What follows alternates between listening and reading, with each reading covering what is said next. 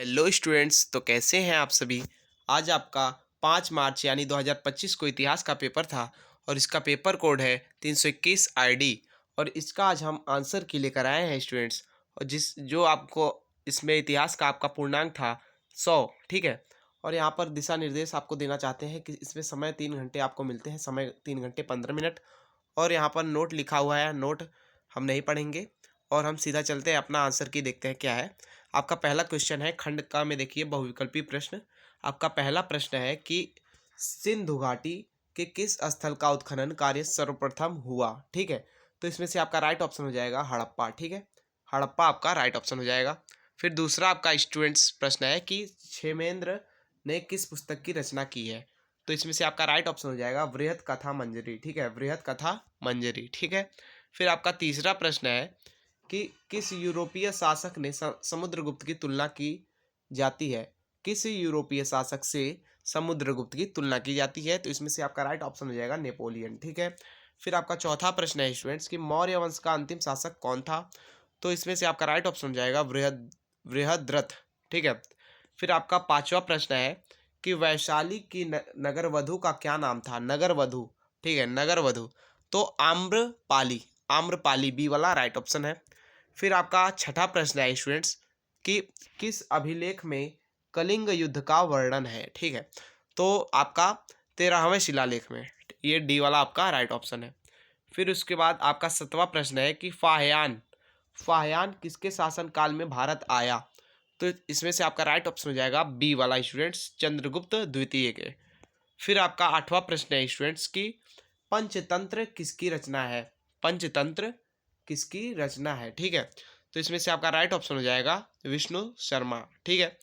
फिर आपका 9वां प्रश्न है कि बिंबिसार, बिंबिसार किस वंश से संबंधित था। तो हर्यक वंश, ठीक है स्टूडेंट्स, आपका सी वाला राइट ऑप्शन हो जाएगा। फिर आपका 10वां प्रश्न है स्टूडेंट्स कि श्वेतांबर एवं दिगंबर किस धर्म से संबंधित हैं। तो राइट ऑप्शन हो जाएगा आपका ए वाला जैन धर्म, ठीक है। फिर आपका स्टूडेंट्स इस तरह से सेक्शन बी आ चुका है, अति लघुत्तरीय प्रश्न। आप लोग देख सकते हैं, आपकी स्क्रीन पर है। प्रत्येक का उत्तर देने पर आपको 2 अंक निर्धारित है। और इसमें से आपका पहला आपका प्रश्न है कि महावीर स्वामी किस धर्म से संबंधित थे, इनका जन्म कहाँ हुआ था, ठीक है। फिर आपका 12वां प्रश्न है कि हड़प्पा की खोज किस वर्ष और किसने की। फिर आपका 13वां प्रश्न है कि वर्ण के कितने प्रकार हैं, उल्लेख कीजिए वर्ण के, ठीक है। फिर आपका 14वां प्रश्न है कि अर्थशास्त्र का अंग्रेजी अनुवाद किसने किया है। फिर आपका 15वां प्रश्न है साइमन कमीशन भारत में कब आया, इसका विरोध किसने किया, ठीक है। फिर आपका स्टूडेंट्स खंड ग आ चुका है, सेक्शन सी यानी कि लघुत्तरीय प्रश्न, ठीक है। लघुत्तरीय प्रश्न में आपको प्रत्येक का उत्तर देने पर 5 अंक निर्धारित है। पहला आपका 16वां प्रश्न है कि महावीर स्वामी के जीवन से संबंधित किन्हीं 2 स्थलों की प्रासंगिकता पर प्रकाश डालें, ठीक है। फिर आपका फाहियान पर एक संक्षिप्त टिप्पणी लिखें, फाहियान पर एक संक्षिप्त टिप्पणी लिखें, 17वां हो गया। फिर 18वां आपका है कि 18वां प्रश्न आपका स्टूडेंट्स है कि हुमायूं नामा पर एक संक्षिप्त टिप्पणी लिखें। फिर आपका 19वां प्रश्न है कि स्तूप किसे कहते हैं, किन्हीं 2 स्तूपों का वर्णन कीजिए। फिर आपका 20वां प्रश्न है कि असहयोग आंदोलन पर संक्षिप्त टिप्पणी लिख प्रकाश डालिए। फिर आपका 21वां प्रश्न है कि मुस्लिम लीग पर संक्षिप्त टिप्पणी यानी प्रकाश डालें।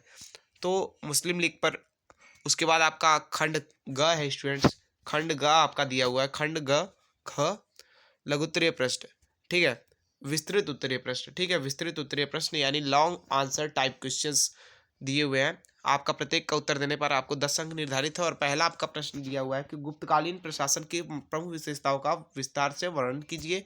फिर अथवा करके आपका प्रश्न दिया हुआ है कि भक्ति आंदोलन में मीराबाई के योगदान पर प्रकाश डालिए।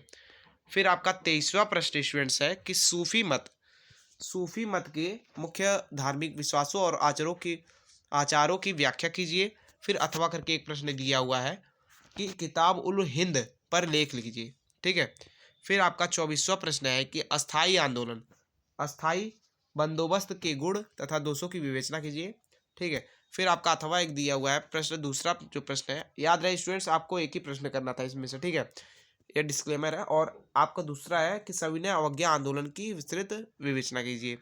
फिर आपका स्टूडेंट्स खंड अंगा आ चुका है, अंगा, ठीक है, सेक्शन ई यहाँ पर देख सकते हैं 25वां आपका प्रश्न था कि निम्नलिखित में से ऐतिहासिक तिथियों से संबंधित घटनाओं का उल्लेख कीजिए।